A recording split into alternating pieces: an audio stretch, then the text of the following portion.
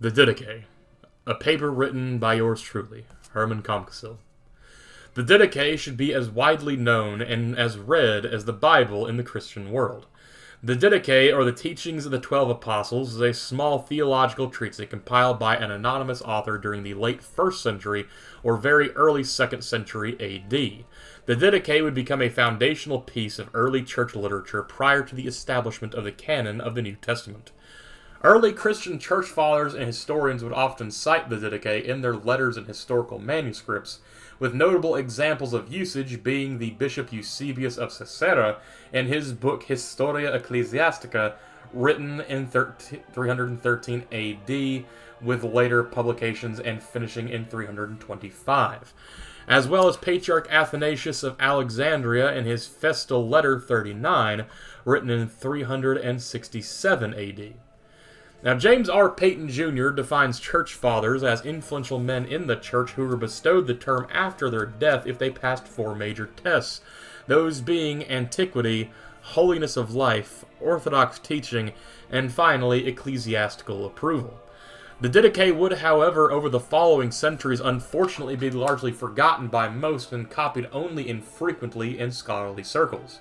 This would change, however, due to a copy of the Didache written in approximately 1100 AD in Koine Greek being rediscovered in the year 1873 by Metropolitan Philotheos Bryennios of Nicodema. Since the Didache's modern rediscovery, it has been making a comeback into mainstream Christian thought, with the largest readership being in the Eastern Orthodox and Roman Catholic scholarly circles. There are, however, contemporary scholars who argue against the reading and wider use of the Didache. Some argue that due to the Didache's non-canonical status in the New Testament, it cannot be trusted as an authentic source. Others argue that it is merely a relic of a bygone age, irrelevant to the modern-day practice of Christianity.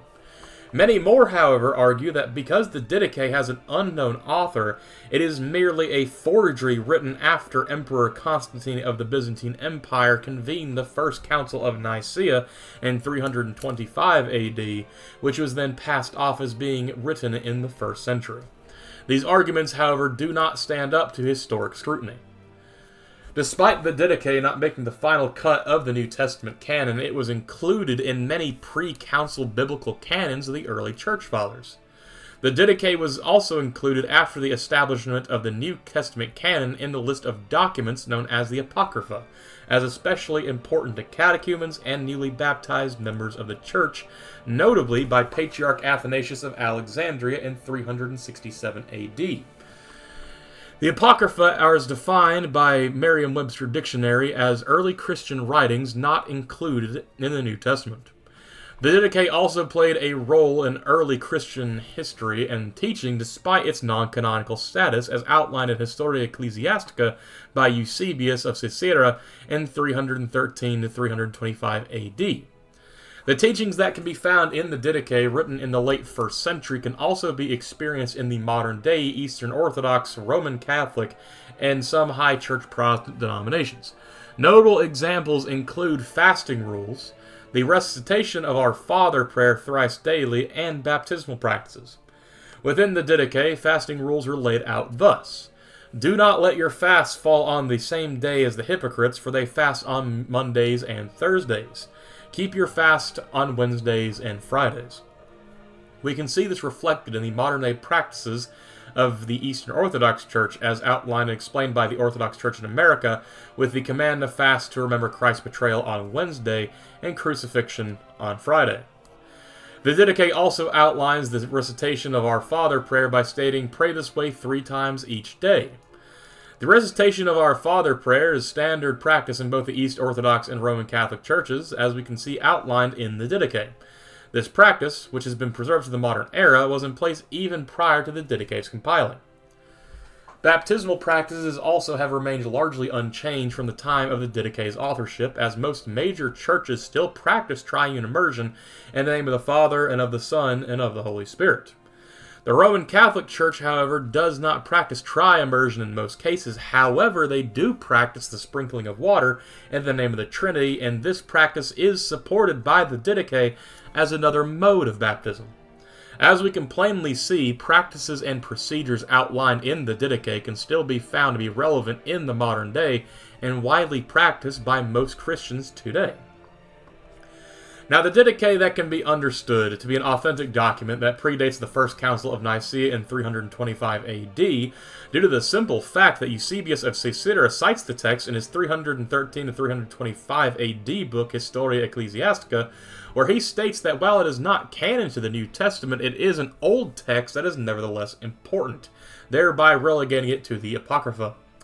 We can also conclude that the Didache predates the First Council of Nicaea due to the fact that it does not discuss the Nicene Creed that was formed at the council, nor does it attempt to authoritatively touch on any of the theological issues discussed at the council that were controversial to the time.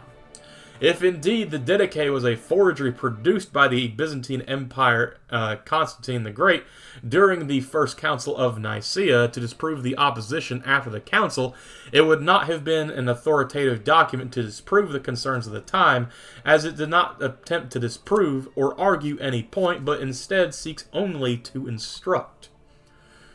Perhaps the best argument for the case of the Didache, being as well known and as read as the Bible in the Christian world, would be the effect that it has not had on patristic thought and liturgical continuity.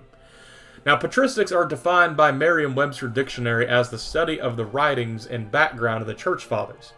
Here in the Didache, we now have concrete examples of the liturgical practices and theological thought during the tail end of the lives of the apostles to shortly after their deaths. We can now see with concrete certainty a piece of what the earliest Christians believed and practiced in relation to theology and liturgics, as well as showing how different practices from the apostles survive largely unchanged in the modern era through the continuity of the Church. With a large portion of theological dogma based on subsequent building blocks from the teaching of the apostles, and alongside the settling of the New Testament canon, rediscovering this text from the time of the apostles is like uncovering the foundations of a great manor house built in an archaeological endeavor, only to discover the rest of the house is in fact built according to the same exact foundational blueprints. My works cited are Festal Letter 39 by Athanasius that was received by the people of Alexandria, Egypt in 367. Eusebius et al., The History of the Church Fathers from Christ to Constantine by Penguin Publishing in 2004. The Teaching of the 12 Apostles to the Nations, known as the Didache, printed by Legacy Icons. Orthodox Church in America, Orthodox Fasting Questions and Answers from their website. Peyton James Jr., A Patristic Treasury, Early Church Wisdom for Today by Ancient Faith Publishing. Apocrypha, Definition and Meaning by Merriam-Webster. Patristics, Definition and Meaning by Merriam-Webster as well. Now with that said, I hope you all have enjoyed listening to this, and I hope you have a wonderful, amazing, awesome day.